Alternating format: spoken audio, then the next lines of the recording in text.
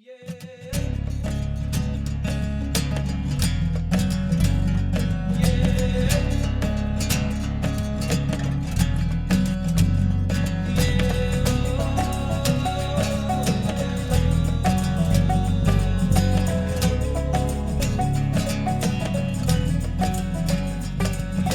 to the Into the Wilderness podcast. I'm one of your hosts, Daryl Pace, and sitting next to me is my brother, Byron Pace.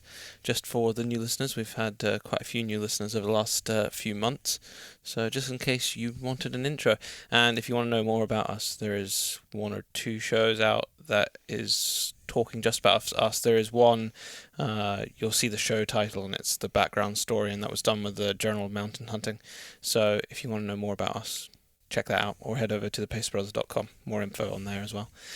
This show is the second part of the Northern Shooting Show, so day 2, but do not despair, it's completely different to day 1. Different topics, different people, and you're going to enjoy it, because I've just edited the whole thing, and I enjoyed listening to it again. We have topics from our connection to food, and our connection to food in a modern society and how that's changed, the affordability and availability of hunting across this country. We also talk about the collaborative working, or how there should be more collaborative working between organizations, our hunting and fishing organizations. We discuss how important it is to join an organization and support the work that goes on in the background, as well as hunting abroad, and the idea that us as hunters should be supporting initiatives where we have no other incentive other than the good work of conservation, where there isn't a hunting incentive. For example, the chimpanzee sanctuary that we were raising money for on the podcast through our podcast guest, which I'm going to talk about just in a second. Yep. That's a great example, and that initiative was started by Ivan Carter, and there is no hunting incentive there. It is just hunters supporting conservation in general. Yep, Byron is going to talk about it in a second. Do you have anything else to add about what we're talking about? No, that's all the topics I've written. There is some more topics covered, but that'll give you a flavour of what people are going to be talking about. We're going to get the guests to intro themselves, so it'll be a surprise, but it's also going to be in the title of the show, so you can see who we're talking to begin with. But Byron has a competition winner, and this was for the Hornady Cup and the Hornady... Yeah, it was a beer mug. Beer mug, and it's the range band as well. And it was plucked from Instagram, so there was two lots of... You could email, I think, or you could Facebook, and you could Instagram. You just had to tag a friend underneath the or just email us. We actually had a load of entries. Yeah, we had loads of entries. So this was just plucked at completely random. And it was Jeremiah Strong, and I think the tag on Instagram is Jeremiah Strong 29. We'll try and tag you in it. I think you're from the USA. We're getting an increasing number of people from the United States and Canada listening to the show. So welcome from all parts of the world. I know. We need to do a thing where we get everyone from the US to tag where they're from, because we know we've had listeners from every single state, so it'd be cool if we could get all of them. That would be very cool, actually. Quickly on other news, we now have it so that the show automatically goes up on YouTube straight away, just the audio version. So it'll just have the album art and the audio version. It means that it'll always be up at the same time as the podcast, and if there is a video to go along with it, it'll be normally up later afterwards, days afterwards. It always takes a bit longer to put up the video one, because they're very large files when you're recording for 1 or 2 hours. Anything else to add? Well, we've got a new competition. Oh, yeah, of course, yeah. So this competition we're actually running over the next 2 shows. It is to win a Caldwell shooting rest. Mm-hmm. Now, to enter this, it's going to be very simple, but you have to be attending the Scone Palace Game Fair, the Scottish Game Fair at Scone Palace, which is in there was the last weekend of this month. Yeah. So, or have a friend. First weekend of next month, actually. First weekend of July. Have someone that can pick it up there. Mm-hmm. If you cannot do that, you will not win. Yeah. You have to be there either the Friday, Saturday, Sunday, and pick it up from the Scottish Association for Country Sports tent. Yeah. That's where it will be. We're doing this for one major reason is we're not posting it. Because it's very heavy. It's extraordinarily heavy and will cost us an absolute fortune to post it. But it's a Coldwell shooting rest. We'll put some pictures up online as we always do. All you're going to have to do is tag a friend or email us as well. Just email us, and then you'll find out the winner. Acknowledge that you've seen the post in some way. And we will then, like Daryl said, everything will be in the description of it, and we will let the winner know, and then you have to be at the GWCT Scone Palace Game Fair. Yeah, on the Friday, Saturday, Sunday. And it'll be there to pick up. It's the sponsor of this podcast, the Scottish Association for Country Sports. So you'll see their logo. If you don't know what their tent looks like, you'll see their logo in the post for this competition, so that you know which tent to go to pick it up from. Easy as. We also have another competition which has been it's been running, and it will continue to run right the way up until the 28th, probably 27th of July, which is to win a pair of tickets for the Game Fair. Now, not the Game Fair that we've just mentioned in Scotland, but the Game Fair, which is at... It gets very confusing with the title. It's called the Game Fair, which is at Hatfield House, which is down in England, and that is on the 28th, between the 28th and 30th of July. So we have 2 tickets to give away, and it's a very simple one. Look on our social media. You're going to be recording some stuff there, are you? I am actually going, and I will be recording some stuff. I'm going to be on like a live chat show thing with Charlie Jacoby and Field Sports Channel, and a panel debate. So a bit like this show and the previous Northern Shooting a little bit. It's just that we'll be on the other side. I won't be there either, looking after the audio. So Charlie's in charge. Oh, okay. So I'm going to get the audio off Charlie. Oh, you're not recording it yourself? Well, I will. I'll record some stuff myself. Oh, okay. But I'm being interviewed by Field Sports Channel. Oh, okay. That's fine. Well, we'll see how that turns out, and we'll hopefully get the audio. I will not be there. I'll be at a music festival all weekend, watching Stereophonics and other people. Sounds like fun. But I better finish telling people how they can win these tickets. Oh yeah, tell them how. So we already did that. We mentioned this 2 weeks ago, and we have there'll be a social media post on our Facebook, Podcast Into the Wilderness, and on Instagram, and it's a simple case of just tagging a friend underneath it, and we're just going to pick somebody at random. But we'll put up a fresh post today or tomorrow, so just look out for it on social media, and we will pick someone at random and tell you the day before the Game Fair. Yeah. I think that's it for today. Yeah, that's it. We've it's an interesting and varied podcast. We are hopefully going to be bringing you some stuff from the CIC in 2 weeks' time, but we're also recording some new stuff at Scone. I was thinking maybe we need to do a show in between, because we've got so much news and stuff like that going on. Maybe we can push the CIC to afterwards. To another podcast. Yeah, maybe. Yeah. Well, we've got that coming up, yeah. Which was recorded in Geneva, but we're also doing interviews with the Atlantic Salmon Trust at the GWCT Game Fair in Scone, and we've also last year we brought you a live panel debate. Yeah. That was chaired in the GWCT tent by Cheen and Tate. They sponsored it. And yeah, like Darryl said, it was really popular. Now I don't know exactly. We'll bring you the details probably prior to of what's going to be discussed this year, but I think it's something to do with the availability and accessibility of land use, which is discussed on here a little bit on this show as well. But hopefully this year we've requested for diesel in the generator, because there was a problem last year, and I think you probably, if you remember the show, we had to kind of fill in blanks ourselves of what actually happened because someone didn't put any diesel in the generator. There was about a 20-minute... It started, everything was great, the audio was good, and then it just cut out 20 minutes. So we gave you a rundown and then picked it back up again. It's not ideal, but it worked. Yeah. So the same idea. There was some brilliant speakers on last time, and I imagine it's going to be the same this year. So that will be coming at some point after the start of July as well. Yep. Well, enjoy the show.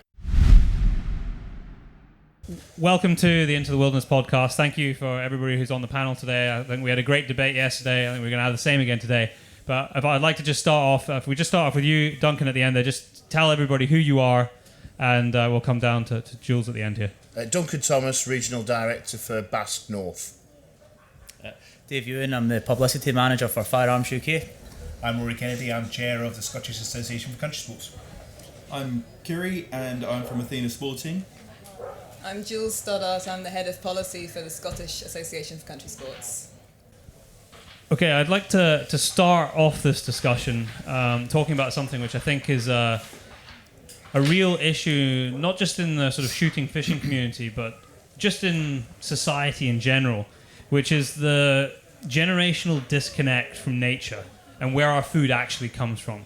And I'd like to ask the panel, why do you think we've got to this point where we have this really big disconnect with where our food comes from and how it's sourced, and what we can do as the shooting community to help reconnect that? Rory, do you want to start with your first thoughts on that?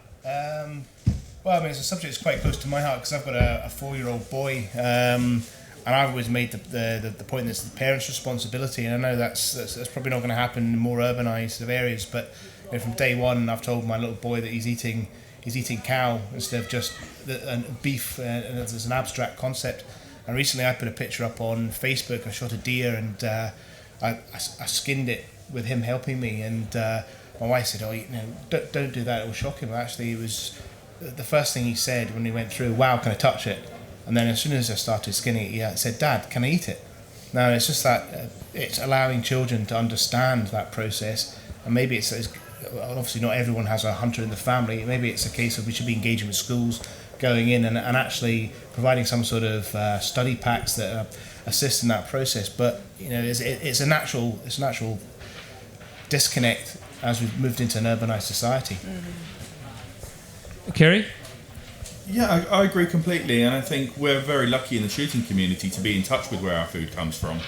And obviously on a family level, I personally employ a similar sort of approach where the kids are concerned, explain to them where it all comes from. But I think in a wider society point of your question, looking at where we've gone from the way that the environmental issues generally have come forward has made everybody a lot more sensitive to a lifestyle that they don't really understand in the countryside. So when you look at a lot of green issues, they're based around countryside and wilderness areas, but the people that are commenting on them and they're getting passionate about them that are outside of shooting aren't necessarily enlightened to how those areas work and what the infrastructure is all about. And so a lot of it, I think, is just going to be about explaining to the wider audience that it's not actually squeamish. Meat isn't squeamish. It's where it comes from. It's what we eat, and we enjoy it. And I think it's just a case of educating people and letting kids know the facts. And if they learn it from a young age, then it becomes normality for them. Whereas if they suddenly wake up in their teens and they realise that the milk doesn't come out of a bottle, it comes out of a cow, they have a slightly different reaction to that information coming to them. Jules, what can we do? Or, what has been done recently? What can we do more as a shooting community to help build that connection? Well, you and I went down to the school in Dumfries, didn't we, at the end of last year? Ideally, all of us organisations would be doing all of that kind of work on a regular basis. It's difficult because we need the invite to get in the first place. And if you've got school communities in terms of the teachers and the authorities that are maybe suspicious or not understanding themselves, I think it's a mistake to focus just on kids. Actually, we need to be going up into the teenagers, into the young adults, those with disposable incomes, because people are, the demographic in the UK, people are having children later, if at all. So, and they've got, generally speaking, more disposable cash if they're not having kids fairly young. So focus in on them, that's something that we need to do. But just going back on something that Kiri said there, I think as a society we've lost sight of the fact that humans are apex predators. We're not, and we've discussed this many times, we're not spectators of the natural world, we are participants. We're as much a part of the British ecosystem, I'm talking about Britain because that's where we are, as any other predator or species. And I think some people who are very keen on the green issues that you were speaking about sort of forget that and almost see us as a separate thing. And if we viewed ourselves as part of the natural world, I think that would engender a greater sense of sustainability for people living their own lives, but also to see us as part of the food chain. And if we exercise that in a responsible way, though, we have to hunt responsibly. Yeah, no, it's a great point. I think there is definitely a thinking now where we are separate to our environment and the wildlife that lives in it. But as we've seen time and time again, whenever that is the thought process, it doesn't work. You need to have, we are here as humans, and you need to build humans in, you've got to factor them into any sort of plan if you want the wildlife to do well, and that is building those connections again. Something we see time and again is particularly with rewilding, and I know I'm slightly diverging here from what we're saying, but it is relevant. People say, oh, well, we need to bring lynx back and we need to bring wolves and bears back because there aren't any apex predators in the UK. Well, there are. Here we all are. Just happens to be us. Yeah, it does have. But what's wrong with that? And that if you're going to disagree with the fact that humans should be killing other animals, if that's your animal rights rather than your animal welfare point of view, because of course those are two different things, then that's an ethical question for an individual. And I don't agree that we should all go one way just because one group happens to think that it's not right to kill things. Do you see what I don't know whether that makes sense. But. I mean, Dave, in terms of like society that you see around you, how do people? What is your view on how people react to the food and sourcing where it comes from? Well, I find for one, people are, as you say, they're detached because these days we all have lives, we all have jobs. We're not hunter-gatherers as much anymore. So people have got the convenience of going to a shop and buying their food, so they don't see where it comes from. And the experience I get is obviously we probably don't need to hunt for subsistence. We do it because we feel it's a better way of life, better source of meat and more natural in some ways. But I've had people come up to me and they say, oh, you just like killing, you've got a bloodlust, you don't care. And the same people don't have a problem with going to the supermarket and buying meat or even going fishing. I mean, shooting especially is one of the ones that seems to get people. And I find it very hypocritical. How to combat it, I don't know. I think it's just to try and educate people, point out how ethical hunting can be sustainable. The animals have a good sort of natural lifestyle, if you like. They're free range, and it's a vital part of the land management. It's a really complicated area, and probably need to attack it. We're not going to solve it today. Yeah. I know that. I mean, Duncan, what's your take on that? You look around this Northern Shooting Show yesterday and today, and it's packed with people that are obviously well fed, people who and I include myself in that bracket. And there's always a risk of preaching to the converted at events like this. There's an enormous effort from multi-organisations going out to engage with the non-shooting, non-hunting public, and I think that it's not just this generation of youngsters. I think you go back another generation ago where a whole generation has grown up with this anthropomorphic Disney and the Disneyfication of animals, where all these animals have a name and a personality. And we've entered a position now where we have got a big challenge, but in our experience, that if you get the kids out there on a pigeon plucking competition and you take the breast off the pigeon and cook it there and then, if those kids are hungry, they will eat it. And that's the acid test. I'm not talking about starving people into this, but at the end of the day, you can't resist this stuff. If you're hungry, if you're convinced that it's from a sustainable, ethical background, then it's to be celebrated. And our experience with kids and teachers in schools is that if it's explained right, and it's explained not necessarily from the shooter's perspective, from the fact that it is good for you, it is healthy, then they get it. From the wild food perspective, that's where to tackle it from. Yeah. I mean, do you think, an open question to anybody on the panel, but and I'm sure I know that this has been done in the past, but should we really, as a community and as organisations, should we revamp the effort to actually get this in the curriculum? There are some schools which are great. We got invited to the school, as Jules said, down Dumfries. I can't remember the school, but there's that famous one with the kind of wacky teacher who's taking people out shooting, his kids out shooting, which is fantastic. But that is not most of the case. Should we be pushing to try and get this as a small part of the curriculum, but north, south of the border, Wales, Ireland? Well, I think it's something, shooting and hunting is something you could incorporate in so many subjects. You could have shooting as part of physical education, and you could have the preparation of the game as part of a home economics class. Great point, home economics. You could integrate it so many ways. You could even use shooting physics classes, you could integrate it and make it fun and practical for students to learn. But the problem you have is there will be people within the education establishment that are scared of guns, are scared of hunting, or they're dead against it, and that's the people you need to get to agree with to introduce it, and how you broach them and get them on your side. It's not easy, yeah. That's Duncan. Just look at the last week. You've got MasterChef with Lorna Robertson, and there was another lady chef on there cooking grouse, cooking venison, cooking pigeon.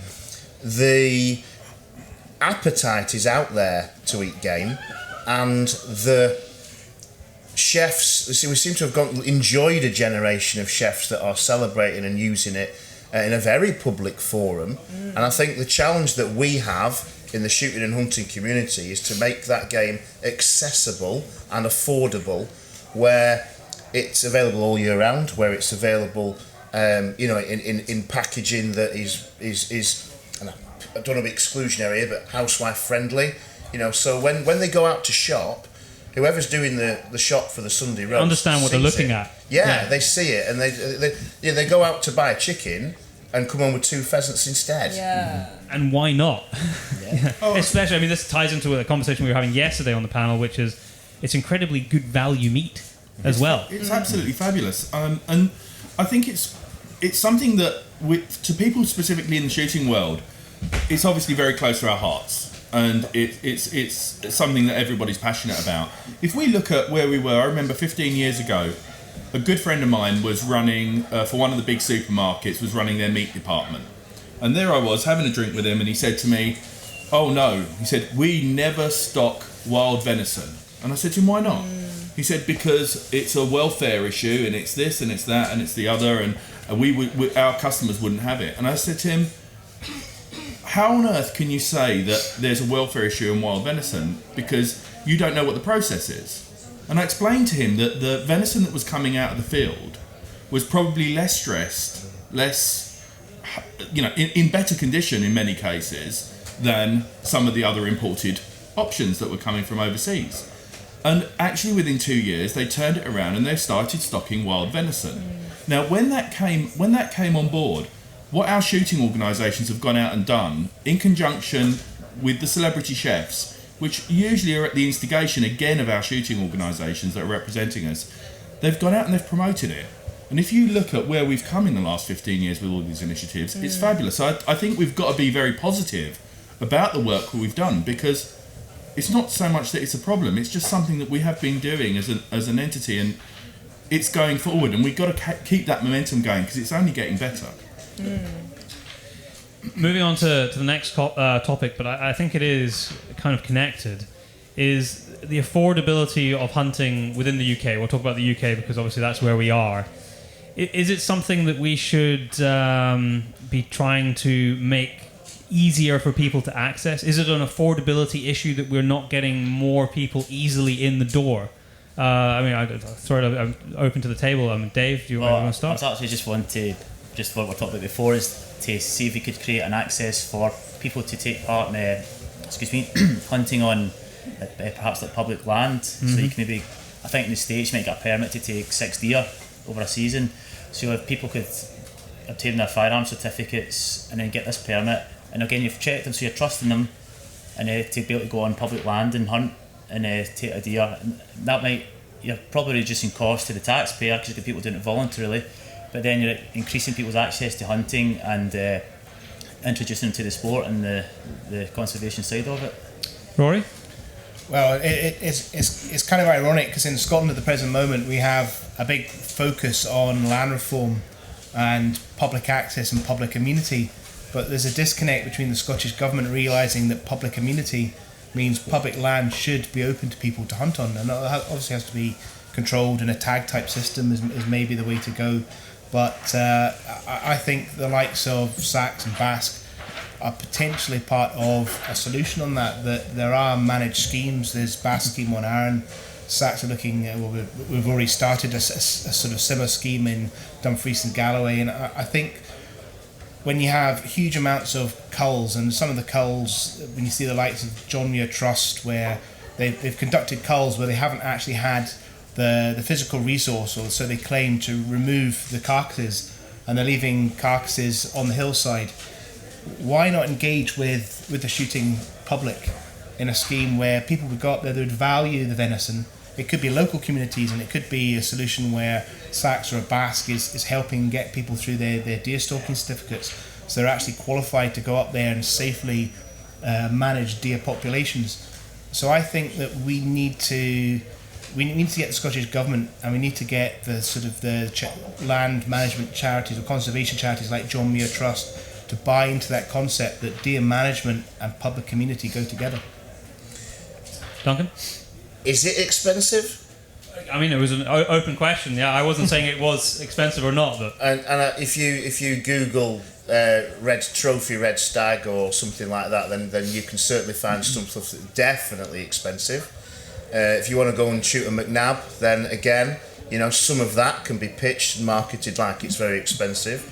But if you look at some of the incredible wildfowling clubs and deer management groups up and down the country, if you look, last week we were at Great Broughton Pigeon Club, hundreds of members, costing something like 50-60 quid a year for a membership, which would give you unlimited pigeon shooting, which would give you wildfowling access, inland flighting, plus, and we couldn't believe this, walked up, driven pheasant, and you got a club there that was thriving out in the Yorkshires, and absolutely affordable. Maybe the organisations need to do more to pitch that out there and get that out in open forum. Maybe the licensing system is bureaucratic, too complicated, that puts people off, obtaining the hardware to actually go and have the kit to do it. But is it expensive? I don't know. Jules? I think it can be, as you said. I mean, it largely depends on what you're looking for and where you're looking for it, but also accessibility isn't just about price. I mean, I came to shooting, hunting in the broader concept of the word from a non-shooting and hunting background, and it wasn't easy for me to get into it at the age of 21, which was the age when I started. And I think there's certainly room for the organisations to do more in helping people who aren't from shooting families to access it. Because if you go what you were saying, Duncan, about accessibility of eating game, accessibility of actually hunting that game and acquiring it in the first place, if you don't want to go to a shop and buy it, is a key thing as well. And that will come with normalisation as well. I mean, I think there's a perception, especially for some forms of shooting or broader hunting, that it's slightly exclusive or privileged, and that is a misconception, as we know, but I don't think we're very good at telling the rest of the world that's not the case. So there is definitely work to do. Kerry?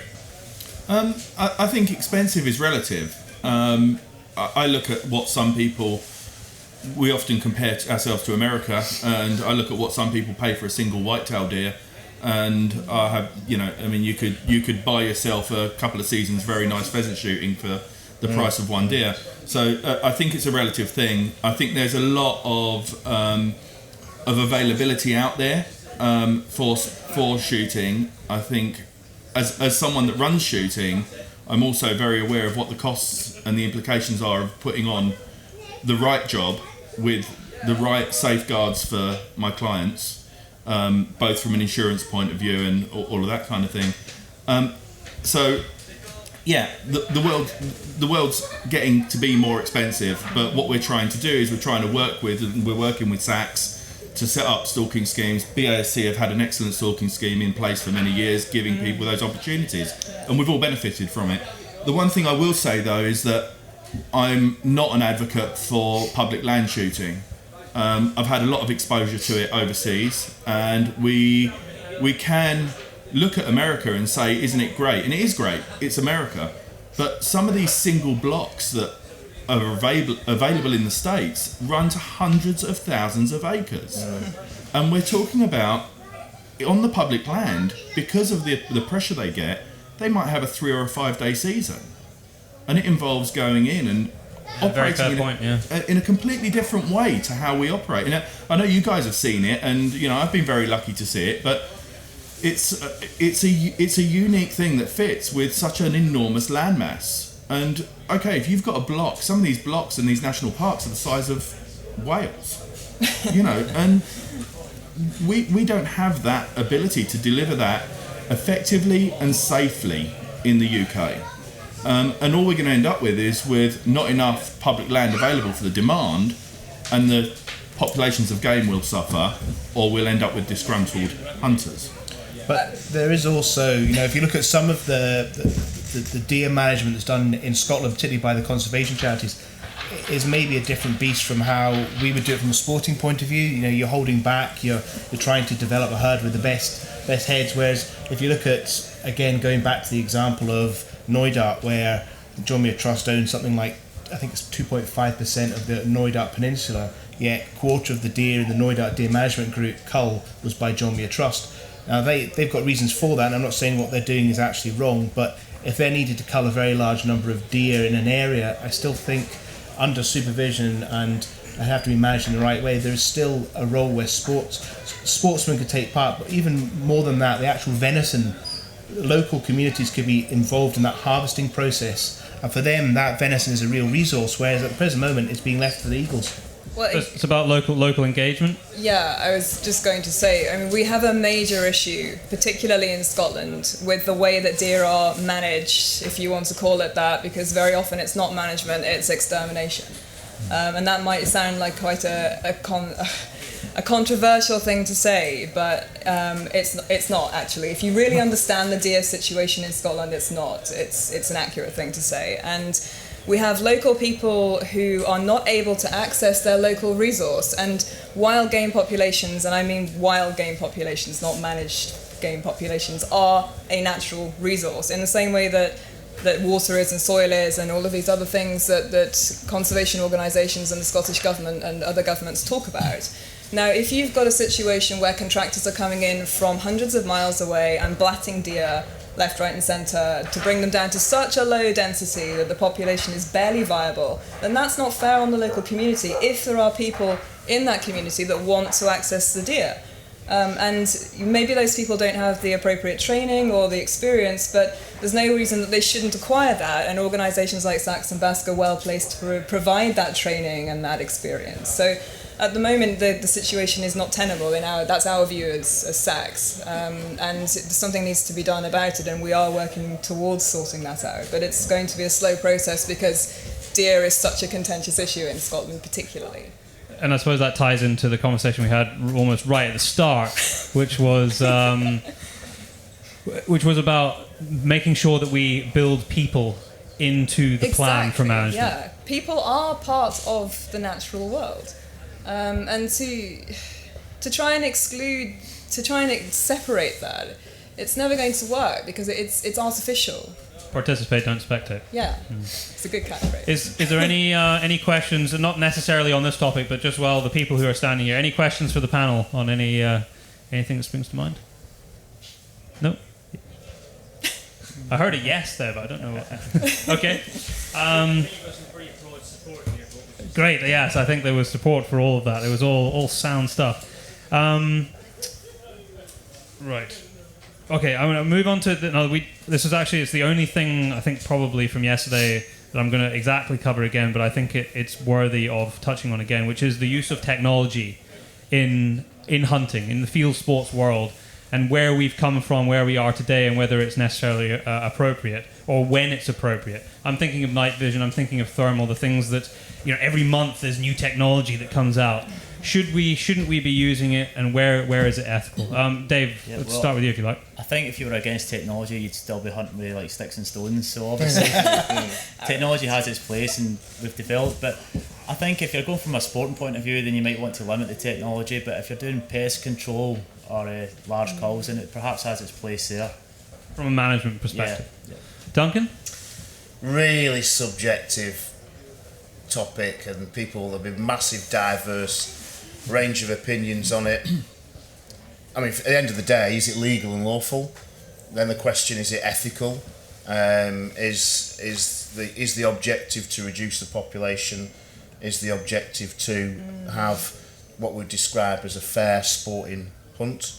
And I think we've come so far now with some of the technology, and some of the occasionally you see distance shooting pushed out further and further and further, and you start to wonder whether, at what point does it become fair and safe and right. Very subjective subject, very, very complex. But at the end of the day, the question that I would always apply to it is it legal and lawful? Is it fair and ethical? And what's the end result? Yeah, fair and ethical, I suppose, is the big question. I had this discussion with a couple of my friends just before coming on here, and we were talking about technology, and we were saying that we could end up in a situation where we have a generation of hunters coming through that a thermal device for spotting becomes as integrated as binoculars are to all of us. In which case, there's something that'll always be massively missing. That incredible satisfaction of seeing a twitch of an ear or a little flash of an antler that is how you identify that an animal was lying down or sitting behind a bush or grazing through somewhere. You don't need any of that skill with a thermal. And that would be removed from the skill of hunting. I mean that's just... I wouldn't do it. Unless I'm doing it for management purposes where you need to go and get a job done for, say, a young plantation that you've got an issue with. But if I'm recreational stalking, if we're talking about that, why would I want to? Because it removes some of my enjoyment. But as you said, Duncan, it is subjective. But I don't know, Rory, would you like to add any more to that? I think a parallel in some ways to what you're saying is I'm a hill walker, and there's a whole generation of hill walkers who don't know how to use a compass. And I think... Laughter from the crowd. It's all very well till you're up there at -10, your batteries freeze, and I still think there's the grassroots of the skills of a hunter that in many ways have been unchanged for hundreds of years, and I think it's just personally a bit sad if a generation are taking shortcuts effectively. I think in the end they're actually limiting their overall enjoyment and satisfaction. Jules? I agree with what Duncan said. That it depends on your objective, and what also you said, Dave, about if you've got if it's your job to go and cull deer and you need to get that target by that date, then okay. Personally, speaking for myself, I'm quite old school. Although my rifle obviously is fairly modern and with a synthetic stock, my enjoyment is hunting, the actual act of hunting. Hunting, yeah. When it really winds me up when I see people on Facebook going, "Oh, what's the longest shot you've ever taken on a deer?" And people are like, "Well, I've taken 400 meters or 600 meters," and you're like, "Well, that's shooting. That's not stalking." So it depends on where you're coming from, and I'm not saying that everyone has to have the same attitude as me. I think there's room for everyone, and everyone needs to square that with their own individual conscience. But yeah, technology is always going to have a role, but it's for the individual to decide, I think, what that is, and if it's lawful and it's safe, yeah. Kerry? I just really echo what everybody said. I think at the end of the day, lawful is one aspect of it, and it's important, that night vision doesn't start playing a part in deer on a recreational level. I think there's a real danger of recreational stalkers getting almost picking up the narrative of some of the forestry deer perspective in that respect, and I think that's bad. I think the other thing that we've got to look at is not just the fact that we lose some skills, but also the fact that, at the end of the day, is it a bad day stalking if you go out and you haven't shot a deer? Exactly. Because, I heard somebody yesterday saying, I'm under pressure to deliver for a client. Well, actually, I'm not under pressure to deliver for a client, because my client is getting an opportunity to come out and stalking in some absolutely stunning scenery that we're blessed with in this country. And we're going out there and we make our best efforts to give them a fair chase hunt that is fair for the deer and fair for the client. And, we shoot a few deer still, even though we do it in the old-fashioned way. But yeah, does it mean that if we haven't shot a deer, then we should have thermal because that have you failed because you haven't shot a deer? Absolutely, no, I don't see it that way. Absolutely not. And actually, I turn people away if they want to come and stalk with me and they start asking me, well, what's the success rate, and am I definitely going to get one, and how many will I get to shoot, and all of this. How many points will I have? Yeah. No, sorry, we're fully booked. Thanks. And that might sound blunt, but I think it's really important that we go out, and it's a question of respect to our quarry. Yeah. One thing that actually came up yesterday very quickly, that came up yesterday I thought was very valid, was the fact that using thermal as a way of recovering deer after a shot, we shoot a lot at last light in this country, and that's a really good thing. So suddenly that item becomes a question of welfare for the deer, and I'm all over that. And I hadn't thought about that until 12 hours ago on your podcast, or 24 hours ago on your podcast. And I think that is something that I would advocate everybody should have, one of those little things in their pocket so they can find the deer at the end of the day. Great. Any last comments from anyone on the panel? No? Great. Okay, next topic, which is with regard to shooting organisations, generally speaking. And it's, in terms of the public perception, maybe even the shooting public perception, they maybe don't realise how much work goes on in the background. And there's a lot of work that goes on in the background where organisations are sitting around the same table, working towards the same objectives. But from a public-facing point of view, there's maybe not enough of that. Should we see more of a case where organisations come together to support, whatever it may be, a particular thing that we're fighting for, or support a particular initiative where you see all the organisations together, up holding hands almost? Do you want to start, Dave? Well, that's always been, obviously, Firearms UK came about after I started a petition against the gun licence in Scotland, and Basque heavily supported it, and then obviously likes of Sachs and that got involved, and I thought that was great. That's something I wanted to push, and I think when you see the organisations unite, you get all the members together, it does make a difference in terms of people responding. But as we've seen with later petitions, there's still a lot of the shooting public, the shooting community that, despite the efforts of their organisations, it's their maybe attitudes that need to change. They're not united. If it doesn't affect them, they don't care. And the organisations, I think, in the last 5 years at least, have really came together and do unite on issues. But it's the community itself that needs to start following suit. Duncan?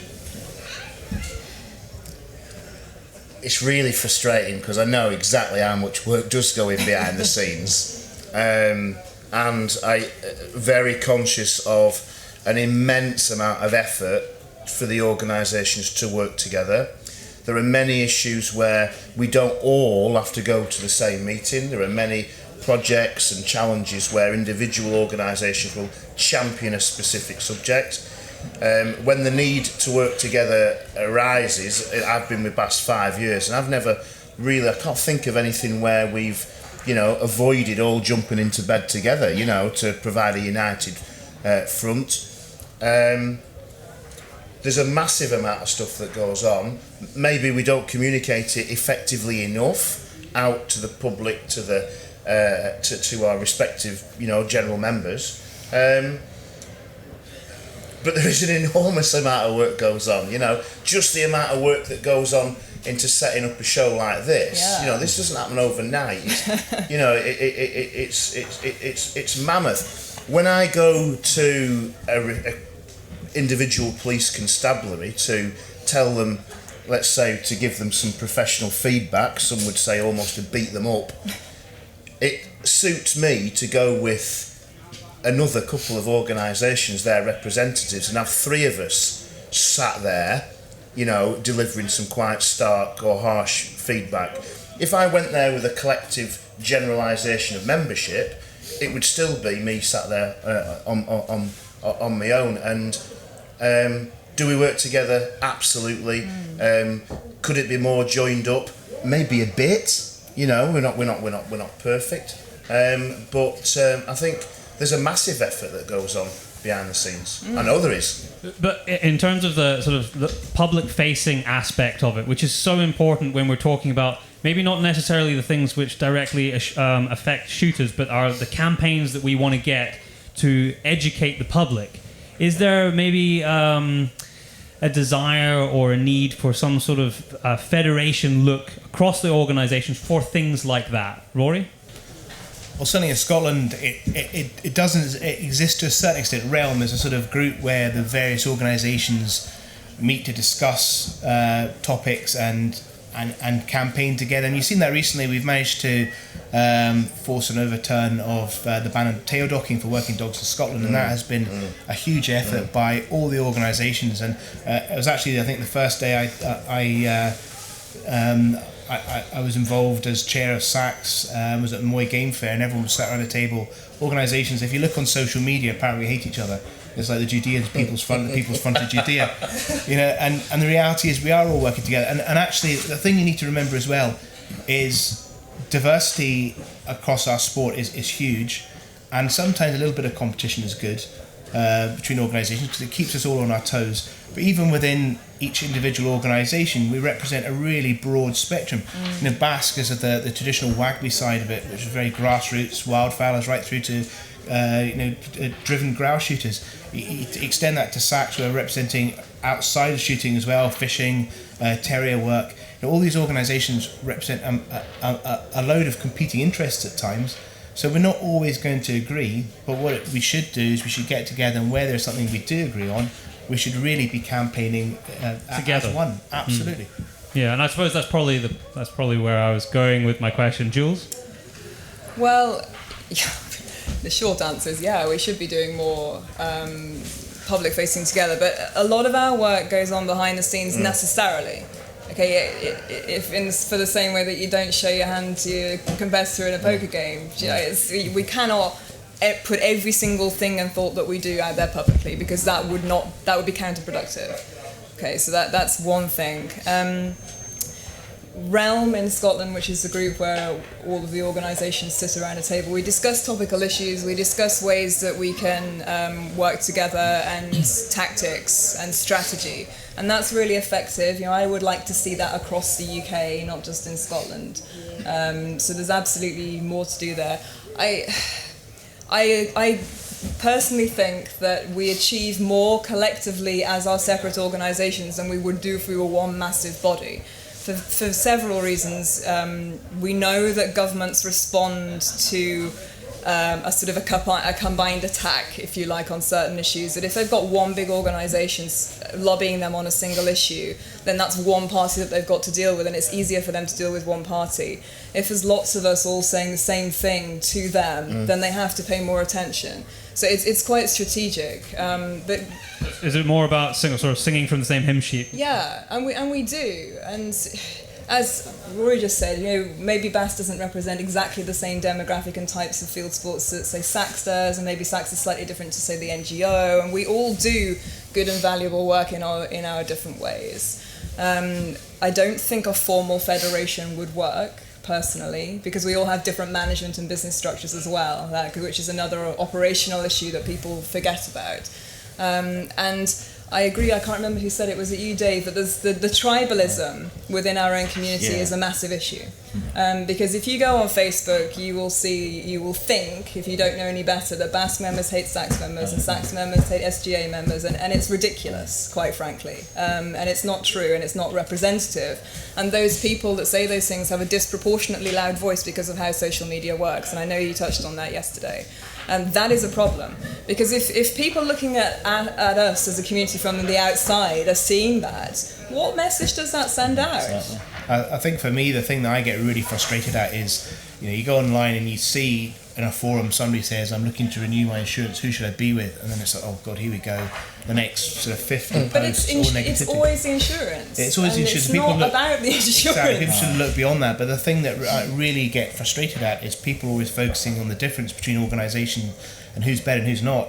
What people are ignoring is the fact that about a third of shooters out there are not members of any organisation. Yeah, exactly. And we're carrying them. Every member that goes out there and they pays their fee for an organisation, or people that are volunteering, we are carrying these people who are basically benefiting off the rest of everyone else. Because of all the work that goes on. Yeah. I just wanted to say that, and we say this a lot, and I'm sure you say it as well, Duncan, with your team, that as a field sports participant, whatever you're doing, shooting, fishing, whatever, you're unlikely during your career of field sports to need to call on your insurance. Okay, it'll be bad luck, it's unlikely, but you will always need the advocacy. Always, because we're never going to be in a position in the UK where every single political party that's likely to get into power is pro-shooting or pro-fit. So you're always going to need that voice. And if you believe that you shouldn't be a member of an organisation because that aspect doesn't matter, then you need to go and have a talk with yourself, because it's ridiculous. It's just come on. I mean, we use that in sort of the opening for our for the podcast. I mean, our podcast is sponsored by the Scottish Association for Country Sports. But we always make this point: if you are not a member of a shooting organization / fishing, you should be. And if you're not, you should think about why you're not. And a lot of people, and just you should be a member of something. a lot of people out there, and I see it with this discussion the other day in my pigeon club. There's a lot of people out there who are a member of probably 3, 4. I think I'm a member of about 4 or 5. That's great. Different associations, and there's duplication there. But they all do slightly different things. But then it goes back to the point. There's that third out there that are not playing the game. Kiri? Sorry, I haven't come to you yet, but I think we've had some great discussion there. No, absolutely, and I'm not. These guys are all far better placed on the topic. So if I was to answer it from the point of view of from outside of a shooting organisation, I think I look at it and I look at the demographic that we've got is wide and varied. It's very tribal. That's a very apt way of describing it, and so I do agree that we should have a variety of organisations representing what is a very diverse group of people, and I think that group of people should be aware, and that's probably our biggest weakness as a community is our PR to ourselves and also our PR to non-shooting people. And if we were going to go out there and say the fact that if we look at how the number of shotgun certificates and firearm certificates has gone up in the last 15 to 20 years. I know the work that people are doing tirelessly behind the scenes to make sure people have got access to firearms in this country, getting their renewals done properly, and we've all had those issues. And that's the organisations that are doing it. And yeah, we should all be a member of at least one organisation, preferably more, because the work that they're doing is behind the scenes, and we don't need to necessarily see it blow by blow, but we need to appreciate that it's happening. I just wanted to say that I think we've kind of focused on our sort of organisations, but the GWCT, the research work that they do actually underpins a lot of the work that we do. So if you're going to be a member of an organisation apart from the usual suspects like us, then the GWCT deserves an honourable mention, I think. Yeah, I'm glad you brought that up, Tricia. No, we 100% support that. I quite often mention them in articles I write, and we've mentioned them multiple times on the podcast. And they're great people as well. I know quite a lot of the people there, and you're right, it is a lot of the things that we do are based on the research that they are doing. It's an important the Game and Wildlife Conservation Trust. I want to move the focus just for the sort of last section here, maybe away from this country, because in my opinion, it is important, if we are classing ourselves as hunters, that we concern ourselves, obviously particularly with the things at home, because those are the things that are close to our heart and the things we have access to on a daily, weekly basis. But I think we should equally make sure that we are concerned about the things that are happening globally from a hunting, fishing perspective, because I think it gives you perspective on what is happening at home. And also I think that some of the challenges that we face are very much a global challenge in terms of how hunting is perceived. So I'd like to start off with what the panel thinks the public opinion is on foreign hunting. I mean, if I say foreign hunting, probably your minds are going to spring to Africa, so you're welcome to use that as an example. And maybe the challenges we face about the perception of foreign hunting in this country. Kiri, I want to start with you, although I know you spoke last because you have a lot of experience hunting abroad. I think foreign hunting is becoming more and more open and acceptable, and social media actually has played a big part in that. And yeah, we do lots of stuff overseas, and I think one of the biggest things that I like about overseas hunting is seeing how other people do things, and that might be just to understand how they do it in their country as a way of comparison, but also a way of us learning.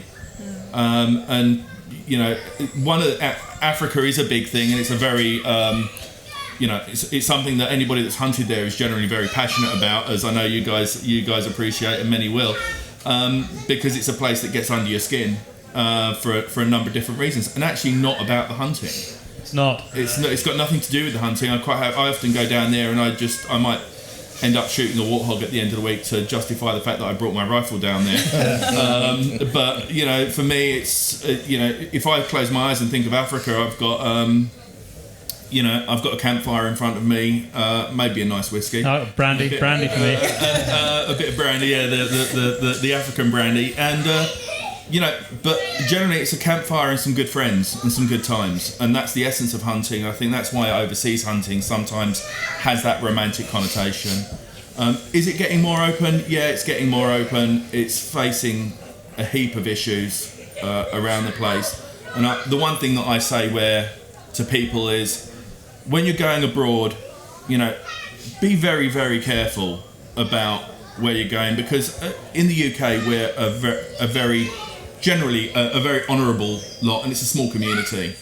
Hunting around the world is different, and you need to be sure that you're not going out there under the assumptions of it operates in the same way that it does in the UK. There's a lot of really reputable people out there that are great, and they're opening those opportunities up. And do your research, check it out, and go and do it, because it's memories that will stay with you for a long, long time.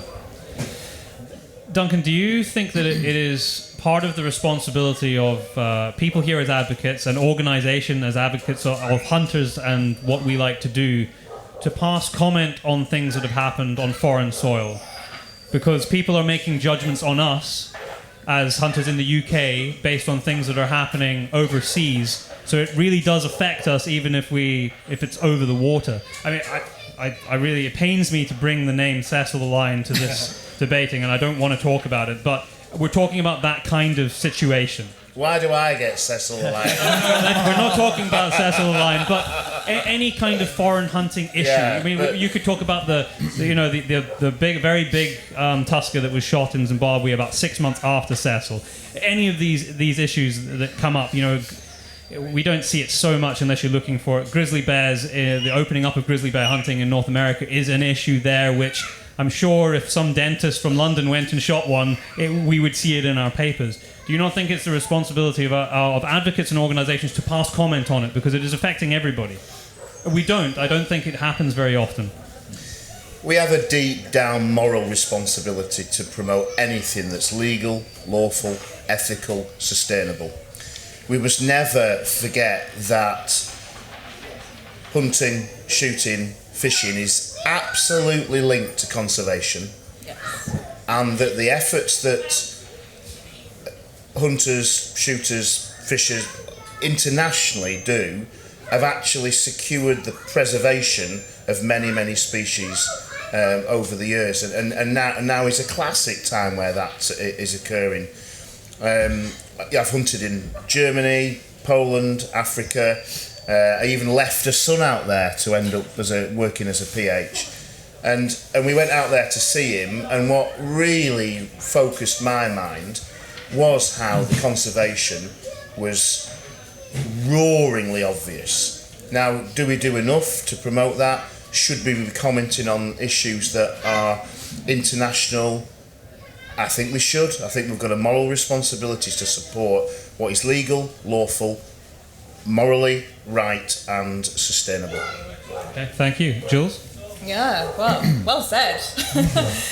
Definitely. I think this question links around to your first question, which is how can we educate people to actually understand what's happening. Cecil, that was horrendous, and actually because of the situation was made worse by fame whores like Ricky Gervais and people that just are jumping on issues that they don't understand. It was used as a catalyst for a lot of the stuff that came after. Yeah. And the reason that people like Mr. Gervais are able to get the response that they get is because people don't understand. Okay, so do we as a predominantly Scottish organisation, albeit UK-wide, have a responsibility to comment on issues in Africa? Well, you could say maybe not, but actually we live in a global society. Everything's globalised now. And the issues in Africa might be slightly different in terms of what's actually happening on the ground to here, because there are different conflicts in Africa, I know, even though I haven't been. But the crux of it is the same. It's about sustainable use of resources. It's about educating people that aren't from our world to understand our world, or maybe even join it if they want to. So I think it's a debate that, as you said, Duncan, we have a moral obligation to get involved in it. Rory? I think it's an interesting one. I mean, I think the thing is, African hunting is perceived as the apex of our sport, and it's a bit like the fortunes of football being rated on the Premier League, and people forget about all the grassroots level below that. So anything that goes on, any bad practice in African hunting is magnified in its interest in the press. And I mean, it's something I've always wanted to do. I'm actively looking at it just now. But going online and looking at a lot of the promotional videos for certain providers out there, I might add not Kiri, but out there just looking at what's around. A lot of it seemed to me very much based on consumerism, and there's people dressed more like they're wearing golf attire, jumping off a wagon, whacking some impressive animal like a gamesbok, and it just, to me, it kind of cheapens the sport. And although I don't doubt for 1 second there's still a huge amount of the conservation benefit from that, I think we should still ethically comment on that sort of that end of the sport. And I think there's parallels in this country. There's the question all the time that we get asked about, the big bird shooting, the big corporate shoots, 1,000 birds, or even the sort of trout fishing where you're putting a fish in a pond and the owner's wanting it caught as soon as possible because it's actually decreasing in weight the whole time it's in there. Some of the specimen rainbow trout lakes. I think that's an area of the sport we are all duty bound to ethically comment on. 100%. I'm really glad that you brought that up because I 100% agree on that. I think that probably one thing we don't do enough of in our industry as individuals and as a community as a whole is pull up these issues like you've just highlighted there and say, do you know what, this isn't good. I mean, I say we all, I think for the most part we probably think that, but we probably shouldn't be afraid of highlighting it and saying this is not good practice and we don't associate with this as a community if we can highlight issues like that. I think you're absolutely right, but I think you've got to be very careful when you're putting out a commentary. And the reason for that is if you look at the Cecil the Lion debacle, which I knew nothing about it because I was in Africa at the time. So no one in Africa had heard of it either. Ironically. But I remember coming back and 2 days later the phone rings and I've got a journalist from the Telegraph asking me to comment about this lion. And they said to me, this and this and this has happened. And I said, well, look, I can't comment. Well, you must have some thoughts. I said, well, no, my comment has to be based on facts. And at that time, there were no facts out there, and that was the biggest problem with those situations. If you're commenting about something that's at home and on your doorstep, you have an informed position about it within a framework of what you understand. Now, if you have an uninformed amount of misinformation coming to you from the other side of the world about something that you don't understand and don't have any kind of empathy with, your commentary is likely to be more damaging all round than good. So when I tried to explain to that guy that no, I couldn't comment because my comment's entirely different. If it's a legal hunt, then actually I back the dentist. And if it's an illegal hunt, then it's a poaching incident and he should be locked up in an African jail. That, I think, is a great discussion to have, though. I mean, even if you can't make a judgment or an opinion exactly on the topic, by having that discussion like you've just highlighted with a journalist, I think that's enough, because at least that's informing. This is good, this is bad. But it didn't make print. So his words to me, well, I need you to come down, I need you to tell me what you think. And I said to him, well, look, I'm not going to be back until Wednesday, I'll tell you on Wednesday. He said, no, I need it by Sunday because it's going to go to print. Well, there's nothing you can do for that. And the problem was that whole thing blew up globally because it was misinformation. And it was never, the truth was never put out there. But also, do you not think that a lot of the people that were objecting to Cecil the lion being shot actually didn't care whether it was lawful or not? They just objected to this big cat being killed because they think that lions are endangered and therefore should never be shot, and they don't understand the dynamics of hunting over there. Or did they object because he had a name? That doesn't help either. When did it have the name? Exactly, yeah.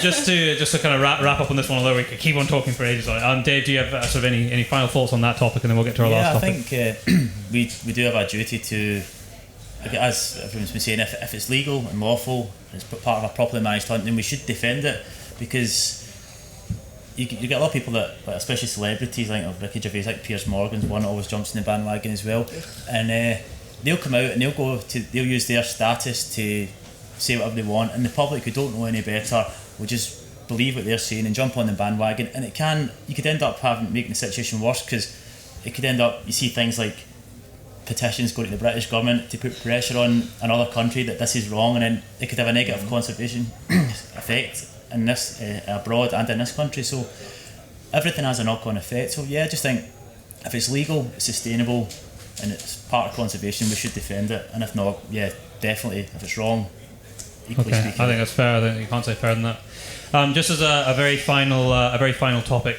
it's something that my brother and I think that we should certainly do more towards, and we're currently running a campaign on behalf of Ivan Carter through the podcast, which is to raise money for a chimpanzee sanctuary in the Congo, where the chimpanzees, basically they're orphaned there because the group and the mothers are killed because they want baby chimps for pets. Now, this is Ivan Carter. For the people in the audience, if you haven't listened to his podcast, search "Podcast Into the Wilderness" in your podcast app. Find Ivan Carter, fantastic chap, and he will inform your world views absolutely. But he's made the point recently, which is what made us think about it, is that we as hunters, if you use that collective term, should focus a little bit more from time to time on things that we gain no direct benefit from. The vast majority of things that we defend on the basis of, we are hunting something for the greater conservation of it. There are conservation spin-offs to us hunting this, or looking after this environment normally for something, whether it be grouse or whether it be deer. It's very rare that we support anything that we have no incentive behind at all. So the gorillas was a fantastic example. No one is hunting gorillas apart from people who are not hunters; they are poachers. And so thanks to generous donations from our podcast listeners and people here at the show who have been giving us money over the last 2 days, I think we're very close to making our target of £660, which is to look after one chimpanzee for a whole year. This is something that we've taken upon ourselves on the back of Ivan bringing it to our attention, to support as hunters. We are hunters. I love to hunt. My brother loves to hunt. But this is something that I think we could really get behind, and I think it's something that the public can also get behind. And for them to see, here are some hunters. Okay, I don't really understand hunters. Why do they like to kill stuff? But they're getting behind something that I can understand as the general public. So my question after that rambling is that should we, as the shooting community, as the hunting community, as hunters, be doing more to support causes of conservation where we actually don't have any direct benefit off the back of? Rory, do you want to start in the middle? It's a very interesting question. I think there's some benefits from it. I think Ivan's obviously meshed in the whole African scene, so I think there's a resonance there with what he's doing. To tell the truth, I think the greatest impact that we can do is really the sort of projects that GWCT does, where it shows that where you have a grouse moor, where you're managing it for grouse, you've also got loads more plover, you've got loads more lapwings, curlew, all the wading birds that are in decline. And to me, that's as powerful message as you need. We are the best conservationists. We certainly manage far more conservation land in the UK than any of the inverted commas conservation bodies put together. And what more powerful message you need to get? We just need to be able to get the message out to people, and I suppose it's the press filtering it, because that's a great news story, but how often does it get reported? Rarely. Duncan? What's the real objective? Is it to convince the general public that we are all really nice people? Or is it to genuinely do some real good for projects like this? I think that we should champion any good cause. We know we're preaching to the converted here to some degree, in that we all know that the shooting community is a pretty decent set of people. We would support it. I'll retweet it. I'll back it. I'll like it. I'll share it. And there is a definite objective to get out there. And equally, if we support something like this, then we are getting out there. We are getting a better coverage, and sometimes it is useful to support a cause like this, but as long as it's for the right reasons. Agree, yeah. And I think probably what As I didn't... opposed to cheap PR. Yeah, I totally agree with you, and it is really important that we do not do that. We are above that, I hope, as a shooting community. And I think probably what I didn't say was that we should care. If we claim that title, I am a hunter, I should care about everything. I had this discussion last week at the CIC conference, and someone was saying, oh, well, you know, you wouldn't go out and shoot if you didn't enjoy it. I said, no, I wouldn't, but I take enjoyment out of a lot more things. I care about the meadow pipit that I see sitting on the fence post, and I would care if it wasn't there. I can't hunt it, but I see it when I'm out stalking. Yeah. So this is kind of what I'm getting across. Jules, would you like to add to that? Yeah, I'm just mulling over how to answer that question, because if we're looking at it from our position as hunters, we perhaps have a better understanding of why conservation activities are important because we're in it. And if we're hunting wild game populations, and also the released birds that we put down benefit from the same management work. So we have a tangible, we can see it. Yeah, we can see it. But so yeah, I think most of us do support conservation of non-quarry species because they're part of a robust ecosystem. And if you're looking at it as at an ecosystem level, every species has its place. But the reason why I was mulling it over is because I think all of us actually have an obligation in the year 2017, when there are 7.5 billion human beings on this planet. We all, whether we're hunters or not, have an obligation to live in the most sustainable way that we can. And I know that's probably slightly a wider picture, and I'm taking that conversation. Very relevant, though. Very relevant. But it is relevant because if you're a vegan, for argument's sake, and you think that then gives you carte blanche to go off and have 6 kids on an already overpopulated planet, and you don't buy biodegradable bin bags or whatever, do you see what I'm getting at? If you're going to live sustainably, then you need to be looking at the bigger picture. And actually, hunting is, if we do it in the responsible way, it is sustainable because it's about harvesting surplus individuals from a robust population. I'm probably going off slightly at a tangent here, but with that many people on a planet where the carrying capacity, a generous estimate of it is half the population that we currently have. Every single person has an obligation to live in a sustainable way, and that means having a conservation mindset. That's my view. Yep. No, I totally agree, but hunters can lead from the front by showing that. Yes, exactly. Yeah. Dave? I just pretty much agree with everything that's been said. I mean, I think because we hunt, certainly since I've taken up hunting, I've had a greater understanding of conservation and the environment. And obviously, you get taught at school, but since actually going out and hunting, I've realised about the balances of things, and I've tried to, like regardless, I'll try and grow my own fruit and veg now, and I do take an interest in the countryside. So I think naturally, because of that, we would support things like that because we do realise although we are hunters, we have a responsibility. We're capable of knowing that we can do damage, and we are responsible. I think it's just part and parcel. We will just continue to do that with a conservation mindset. Right, can I just ask? Yes, absolutely, Rob. Yes. Now, I was born in Africa, right? To me, this anti-hunting thing seems like a very Western thing. You go to Africa, you're a hunter, nobody questions it.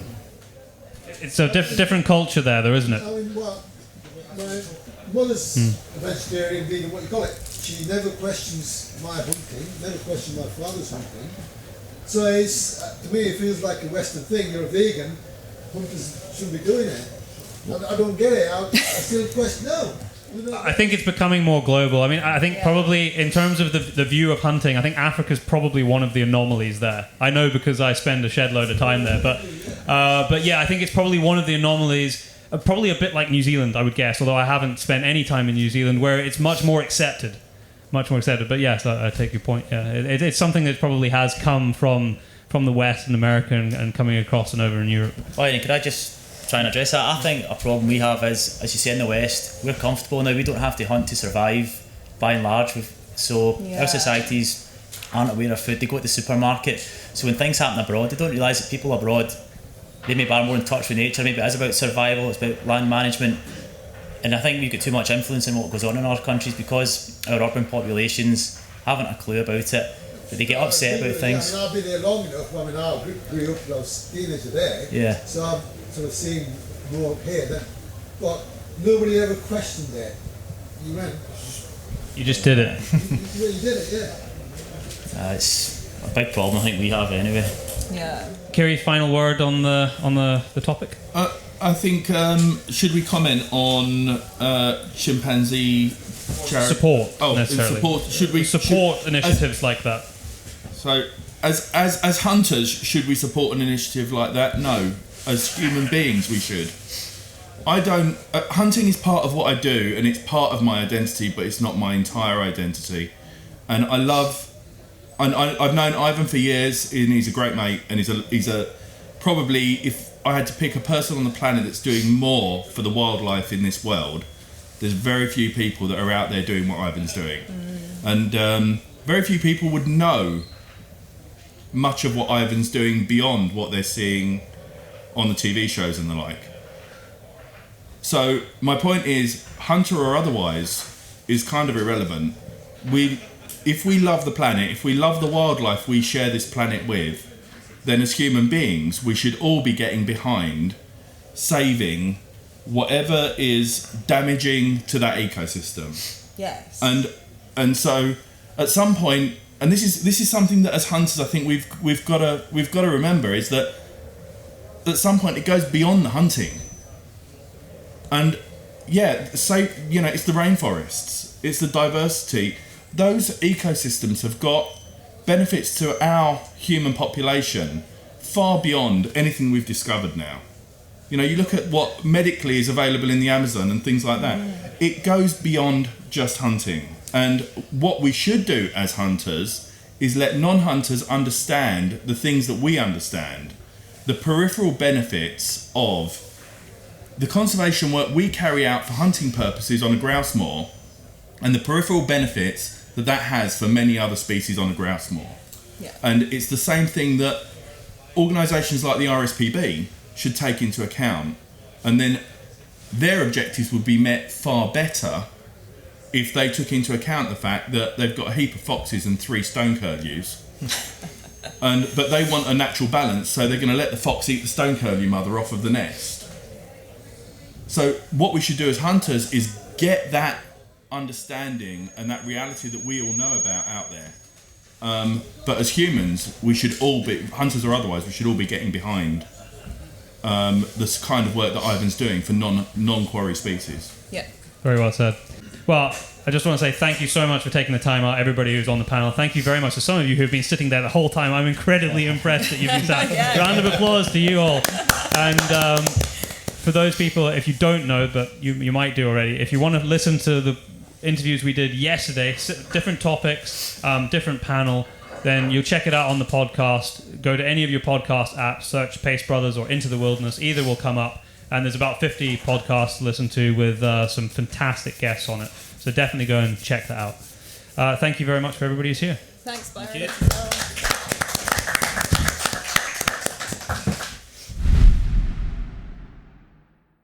Well, thank you very much for listening to the show.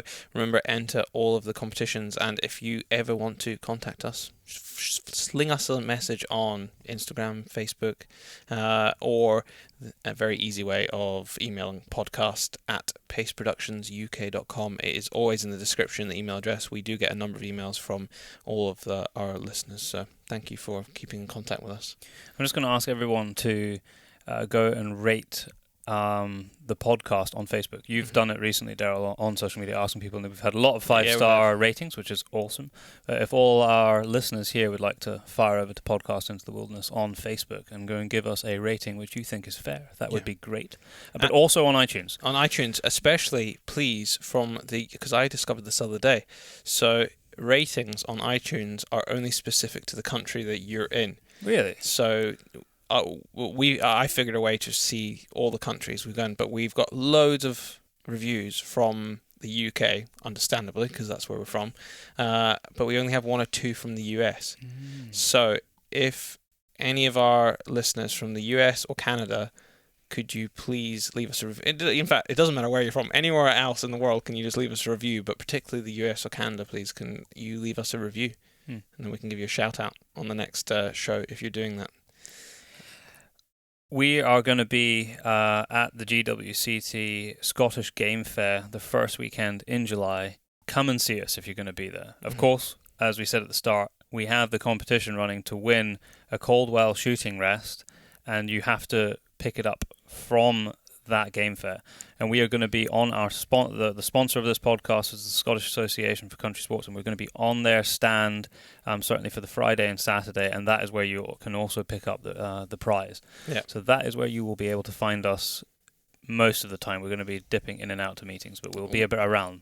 We'll probably have some of our t-shirts and of course, one mug. I think we've got 2 mugs left. I think we've got 2 mugs left. We've sold out of nearly everything, and the t-shirt stock is very low as well. So we're going to do a redesign of the mugs and the t-shirts, some and cool stuff. Order a new lot of stuff, and we're hopefully bringing some other things into the shop as well very soon. It's time. We never have enough time to do all these things. But if you do come and find us, we will try and furnish you with a Hornady hat. Yep. Or something that's that. instead. We'd managed to do it at the Northern Shooting Show. Give away a lot of hats. Whole bunch of people got Hornady and CZ hats. So if you're lucky, you can get one at the Scone Palace Game Fair. Yeah. I was going to say something else. You would have heard at the end of this podcast. I probably should have said this at the beginning. Apologies for some of the audio. Wasn't our fault. Also, at the very end, there was someone in the audience speaking to us. I tried to boost them as much as possible. They did not have a microphone, so hopefully you could hear them. But I'm pretty sure you could hear them fairly well. But it was only the last 2 minutes of the show anyway. Also, we currently have problems with Stitcher, the podcast app. For some reason, some people can't access it. Still figuring out why, but as an alternative for now, we are now on Acast. We're also on Podbean. We're also Did you get us on Podbean? Yeah, I didn't even Pod know that. Addict as well. That was a request from another person to get on Podcast Addict, or is it Pod Addict or something like that? One of those things. They're all Android store apps, so there is many other alternatives to the Stitcher app. We should probably put a social media post on that, because I've just realised that you telling that's going to be absolutely useless for anybody listening to Stitcher, because they might not be able to listen. I know, but there is alternatives Yeah, there is anyway, so that alternatives. maybe they could find. We'll find put up a social media post to make sure nobody's missing out. But Yeah. I don't know what's Stitcher's just not working properly for some reason. It's their end. It's not our end. Yeah. So the old shows are all there. It's just the new ones for some reason. Yeah, very strange. But that's not for you to worry about. That's for us to worry about. So, but join us again in 2 weeks' time, and remember, tell everyone about the show, because word of mouth is the best way to spread the show. We've got some we like to think some very educational shows, and brilliant guests. Brilliant guests as well that deserve being listened to. But join us again in 2 weeks' time.